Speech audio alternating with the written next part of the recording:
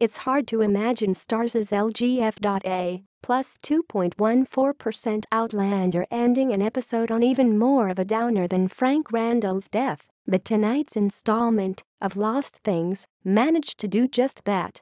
4 episodes into the 3rd season, it felt like we just might be getting closer to the Claire and Jamie reunion that's been teased since last year's finale. For one thing, Claire's storyline is no longer taking place in flashback of Lost Things, saw the Boston surgeon, along with daughter Brianna and new historian pal Roger Wakefield, still in 1968 Scotland, and painstakingly researching Jamie's post-1746 whereabouts.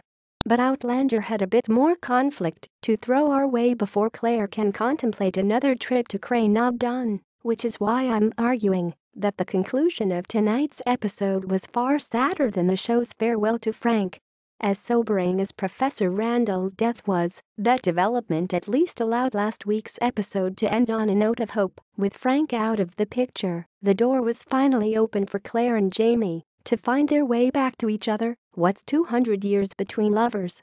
However, with Claire, Bree, and Roger having hit a wall in their research, they can't find any documentation of Jamie's existence after he was moved from Ardmere prison in 1755. It appears Dr. Randall's time travel plans have been indefinitely postponed. The episode concluded with a dejected Claire and Bree on a plane back to Boston, their carefully coiffed heads hung in defeat. Though that's still not even the most depressing moment from the A Hard Rain's A Gonna Fall soundtrack montage that closed out of Lost Things.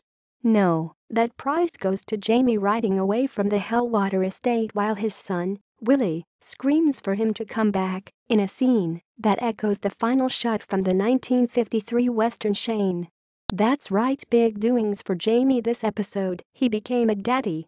But don't start pouring any celebratory whiskeys just yet, because since Willie was illegitimate, Jamie had to conceal his paternity in the 6 years he spent with the boy. Suffice to say, whether it's Claire in 1968 or Jamie in 1764, both Frasers are feeling pretty despondent about their prospects.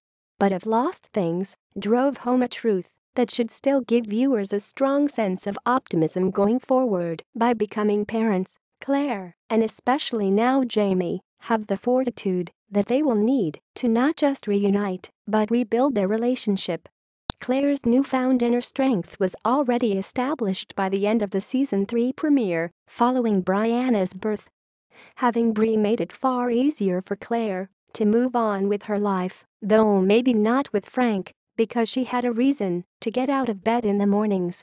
But for Jamie, things have been far more wretched. He spent 6 years living in a cave, then another 3 in Ardmere prison, only to be forced into service at an English estate by his new friend and savior, Major John William Grey. Jamie also reminded viewers through a poignant line of dialogue in tonight's episode that he has suffered the loss of 2 children, the stillborn Faith, and, for all intents and purposes, Brianna. Over the past 4 episodes, Jamie has continued to draw breath, but those eyes that once twinkled with all the possibilities of life have remained dark since he sent Claire back through the stones.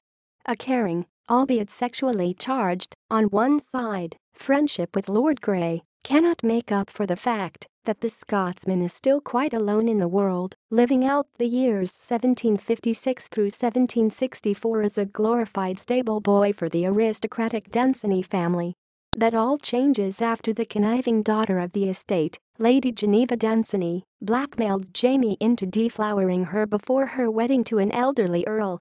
Their tryst results in a son, who is then brought up at Hellwater under the care of his grandparents and the watchful eye of his biological dad, Groom.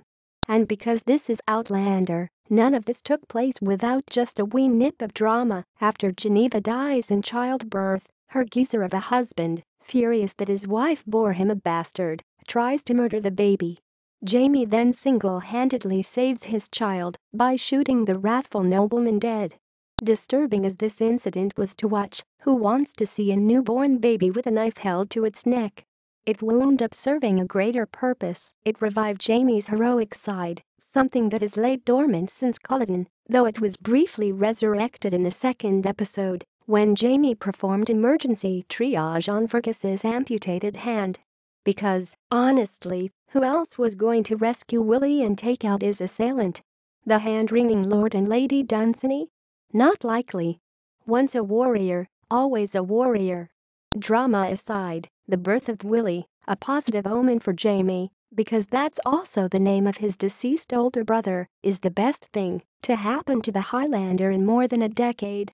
His life finally has purpose again, so much so that when Lady Dunsany offers him the chance of a full pardon and a return to Lallybridge, Jamie refuses, preferring to stay by Willie's side, at a distance, for as long as possible.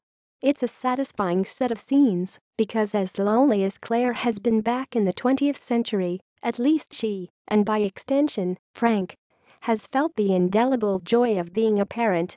This is something Jamie was robbed of the second he insisted Claire return to the 1940s. True, Jamie still doesn't get the full parental experience, what with having to hide the truth from pretty much everyone, including the boy himself. But after spending so many years alone and in drudgery, he deserves this little taste of paternal bliss.